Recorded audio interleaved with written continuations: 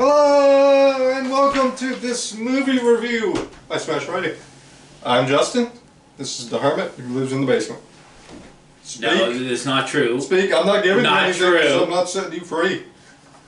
The studio and office is on the first floor of my house. He's lying. This is a basement.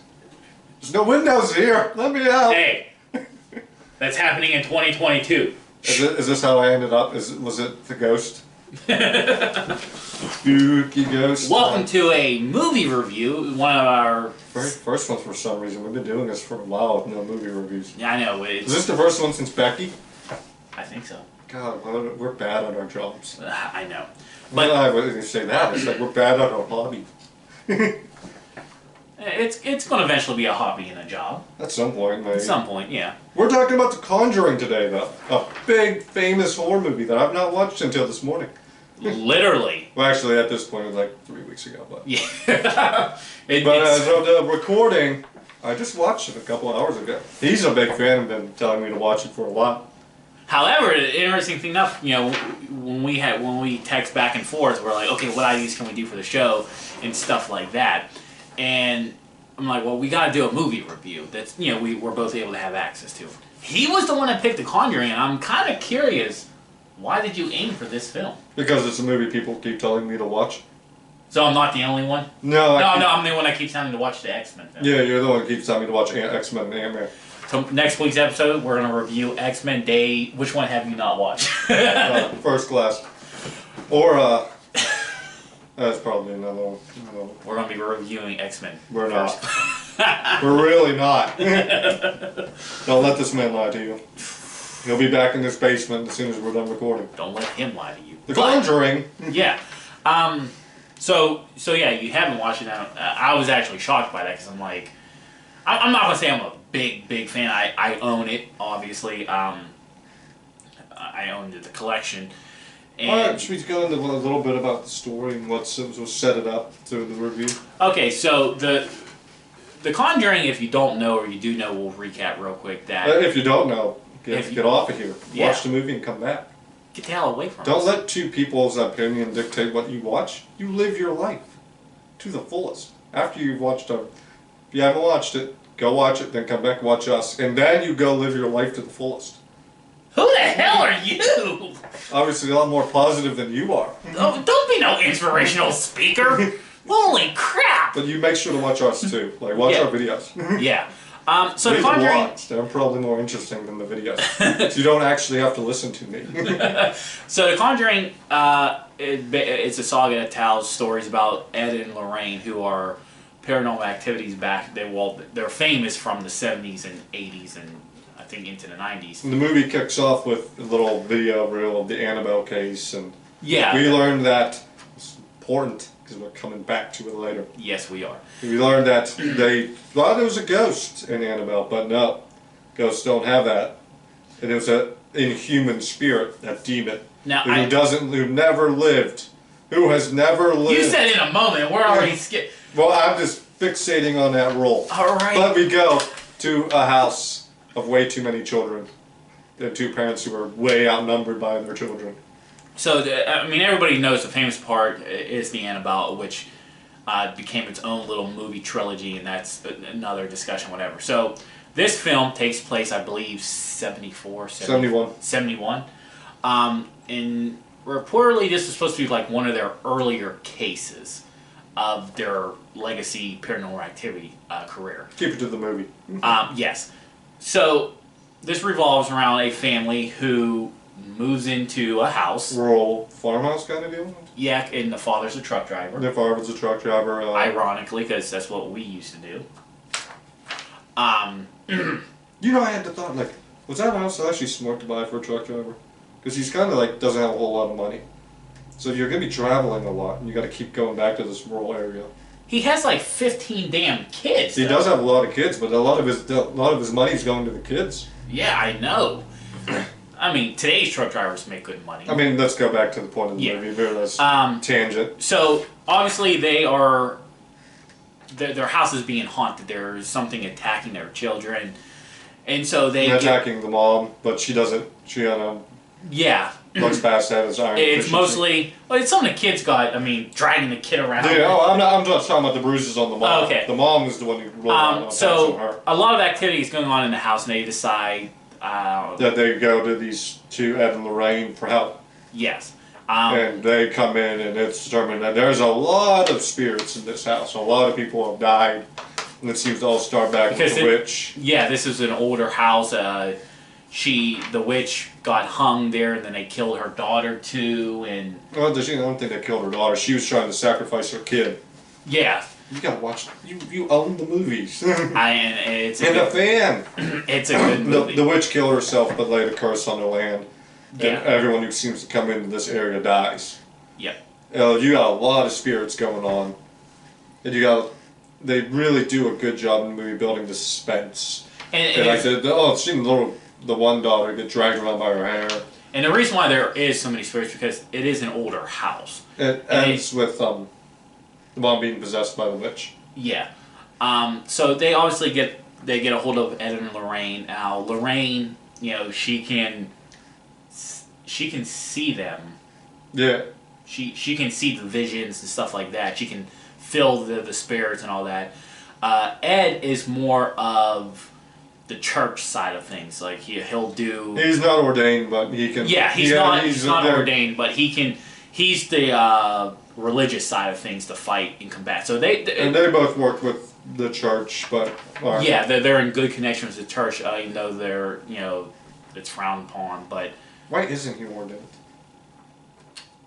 Oh well. Because I think there was something he just never finished or passed, and he just moved on from it. So the movie. They don't actually go into the house looking for spirits, which I think is a nice touch. Well, but they want to roll out the obvious first. They don't want to mislead people. Yeah, and that's the cool thing, because the movie does show that when they get calls, they check the house, because there's one part in an early part of the film, they get called to a house, and they think the place is haunted, and they're like, no. It's the water pipes. Yeah, it's the water pipes making this noise because you hear this noise. Okay, so which was cool because usually paranormal activity people just go into it. So they do show that Ed and Lorraine will not investigate your house. They'll invest it, but they're not looking for it. Yes. So now the movie's obviously the mother gets possessed, and then it's up to Ed and Lorraine to use their abilities to combat this demon that is now possessing the mother. They succeed, but it was a hell of a fight to get to that point. They just managed to save her before she knifes the two kids. Yeah, that was probably a good, powerful scene because she's about to kill her own kids, and demons are going to leave, and then you're going to sit there and look at your dead children that you basically just killed yourself. So it was a powerful moment. Life is all what it seems, and the family goes back to being a family, and Ed and Lorraine's go on to their next mission. So, which seems to be Amityville because of the year. At least that was what I was reading in spoiler anyway. It was just an Easter egg thing. Don't worry about it. Yeah, it was an Easter egg thing because I totally forgot that Ed and Lorraine investigated the Amityville. Of course they did. But so that's the story of the movie. film. Now let's talk about the movie itself. Solid B. Solid B. Don't get me wrong, I enjoyed it. I really enjoyed it. I thought the atmosphere was really intense. James Wan blew it out of the park in every possible way. It's just things I can't look beyond. It's and kind talk of about what. But first off, it's very much seems to be by the number demon movie. You watch one, you see them all. And even while we were just talking now, I thought of another issue I had. We're gonna start with the one. At the beginning, they're talking like ghosts don't really have powers of possession, and it was a demon, it's entity, it's strong, and they refer to what's happening in this house as demonic entities, but everyone who's haunting this house was alive. So would it be a ghost? Yeah. So if they can't possess a doll, but they can possess a human? They can drag another human around by their hair? and rip full-grown kids, but kids out of bed. And the funny thing is, the Annabelle series even contradicted what they said about the original Annabelle. No, I'm sure they did. But that's topics for another day. and they went on a big spiel about needing to exercise the house because of how much was going on in this house. All they did was exercise the woman. They didn't act. In theory, they shouldn't have been able to just walk out of that house because you exorcised the witch. But what about all the other ghosts in this house? Was it just the ghost, the witch, doing all of this, or what about everyone else? Yeah, because that house had a lot of history. I guess it could have been all these spirits are tied to the one, and by exercising it out of her, you exercise it out of everything else. But and they really made a point of actually needing to exercise the house. Clairvoyant, Lorraine, she's clairvoyant. I just remembered the word. Okay. But and that was another thing that got me was Lorraine is a powerful clairvoyant. She sees everything from the spirits behind the family and the spirits behind the kids, and then behind the mom and dad, and she sees the witch in the tree. She's a very powerful clairvoyant, right up until the point where mom is possessed. And you think she would be able to see that? Maybe she couldn't see futuristic stuff. Well, it's not futuristic. That's in your face. So what was some things that you did like? I loved the atmosphere. Okay. The atmosphere was fantastic. They did a good job building the suspense and building the tension. You knew there was jump scares coming. But they kept you waiting a little longer, so you're like, oh, it's just a fake out, but no. The acting in it was incredible. I think Patrick Wilson, Vera Farmiga, Lily Taylor, Ron Livingston, they all did a great job. Maybe one too many kids, but I think the kids really nailed it. They really did a great job for the kid actresses. I spent a long time dumping on this movie. It was a good movie. It's B plus movie. Far better than any demon movie I've seen in a long time that wasn't Evil Dead. But I think this was better than most of the Evil Dead run to. They did a really good job building up the stakes. But the plot holes, I just kind of killed me a little bit. So it basically comes down to the plot holes. Because it's... Without you introduce it's not a ghost. Ghosts were living, demons aren't, they're inhuman. And that's kind of the reason why we got straddled with that Annabelle case file at the beginning of the movie. But it didn't mean anything to the rest of the movie. So you could cut that whole scene in it and not mean anything. You could have just introduced Ed and Lorraine. I mean, I guess if you didn't introduce it there, then you couldn't have spun it off. Yeah. But that's... Yeah, I mean, I understand the plot holes. I really liked this movie. I thought James Wan... maybe I... don't get me wrong, James Wan blew it out of the park. Yeah. I think, James Wan himself is a very good director. I think his best genre is horror films. I think he is a modern day top-notch horror director. And I'd agree. Yeah. And that, we talk about films, our favorite films, or Wes Craven and all those things, people, but that's back then. But when you talk about now, how many good horror directors really stand out that can do more than one film that's good? I'm sure there's more than... Right, but James Wan is really jumping James Wan is up there, Jordan Peele. Yeah, yeah. The one who directed the Evil Dead remake. I cannot remember his name. But okay, you're still going to put him in your top 4. Yeah, James Wan is up there. Like I said, I enjoyed the movie, it's just I didn't see anything special. The people really put this movie on a pedestal. I wouldn't put it on a pedestal. It's a great movie, though. I definitely suggest it. I mean, I would overall give it more of an A. I did appreciate the acting. Patrick Wilson was definitely in this time frame in 2013. Fede Alvarez for Evil Dead. That was going to bother me. Sorry. Patrick Wilson, definitely in 2013, and honestly, still going now. He's in two of the more popular horror franchise. He's, he was the star of the Insidious films for most of them. Insidious 2 and this film came out in the same year with the same actor, with the same director. I gotta watch that one too, Insidious. Yeah, it was pretty. I think my favorite one is more of 2 than 1, but I mean, there's so many of them too now. But that, that just shows you the capability of James Wan. Now, Patrick Wilson, I think, is a good actor. I think his niche is horror film, so you're playing to everybody's strengths. One of my favorite things when it comes to horror films is that if there's a story. Now, you can tell a story a different way, however you want, but a lot of times there's not many stories to a horror film. The killer kills, and that's it. This film had more of a focus on the story. The jump scares did come. What was the story though? I mean, basically, you're more or less telling the tales of Ed and Lorraine. Yeah. But for the sake of the movie, you could follow along. I mean, Ed and Lorraine were there. I just never walked away with it. They like, oh, these are their tales. Like, no, I mean, they're just the characters. I know it's based off of these real people. Yeah, but I didn't walk away thinking like, oh, this is one of their cases. Like, no, it's just a movie. No, this was based on their.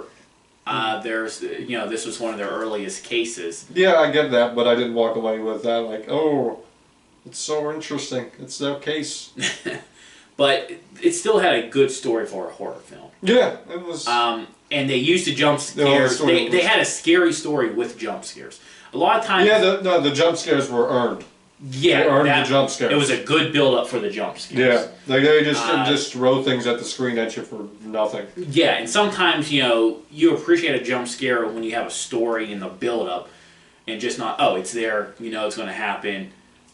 They did that a lot, right? The film was made off a $20 million budget. It made $319 million, which is an excellent number for a horror film. Yeah. I mean, I would. See, I'd love to give it an A. I can't do it. B plus is about as high as I can go. If you were to do a percentage, though, what would you give it? A percentage? Yeah. So you're 87. 87. All right. 86. 87. I'm giving it a solid A. I would probably be at 90%. So we're not. You're on the line, though. I mean, if you're really. No, I loved it. Kick it up a notch. But you're right. There are plot holes behind it, and I think I've seen these movies too many times. Too many demon movies. Now the haunted house, demonic movies. I mean, don't get me wrong. It sure beats the hell out of any of the newer ones. Yeah. Like that's what I'm saying. Like this is like gold standard if we're talking like comparing it to like Paranormal Activity. Well, I mean, not to the first one. The first one was pretty. Well, no, I mean the first one. Oh, I mean, you could till throw that in the garbage. Like Paranormal Activity is garbage. This is gold compared to Paranormal Activity. He's drunk, but but okay. I'm not. You know I'm right. You too. You know I'm right. Don't forget the podcast. And podcast people too. Don't backsass any podcast. I mean, if you stick with this genre through time, it may not be in everybody's top 5. If you were to put it in its category of modern day stuff, like 2005 and up, it's going to be. Why would it buy 2005? It's 2000. Turn the millennium. Okay. 2000 up, I would probably put it in like a lot of number 1, number 2. Well, I'm not put that out. I'm not going to sit here. Top 10 maybe. I'm not going to sit here and. Or you are sitting here. You're about to do something while you're sitting, so yeah, you're sitting here doing something. I'm not going to sit here and say that it was the greatest horror film of all time. I liked it. I thought it was one of the better ones of all time. Yeah, it was good. I mean, like I said, 87 is a good score. Yeah, and I'm trying to stress like, I'm not. It's a great movie. I'd suggest it. It's a fun movie. Just, I think it got hyped up a bit too much for me. It couldn't live up to that high standard other people set for it. Now, the next time we do, I mean, we're definitely going to talk about part 2. Part 2 is another discussion. Justin has to watch it. Oh, we're gonna end up doing our ranking, aren't we? Can feel it. You're gonna make me watch the Annabelle movies. And The Nun. Yeah, I'll watch The Nun. You watched it though? No, I will watch The Okay. Nun. I don't want to watch Annabelle. First one is horrible. Dolls are boring. 2 and I have not watched 3 yet, even though I own it. Chucky set the bar so high. It's on a different level. It's not the same. Slappy. I would not compare Chucky and Annabelle. Not the same thing. They're haunted dolls.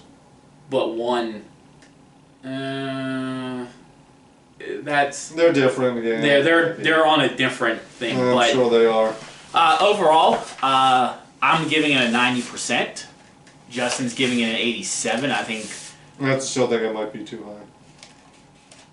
And we're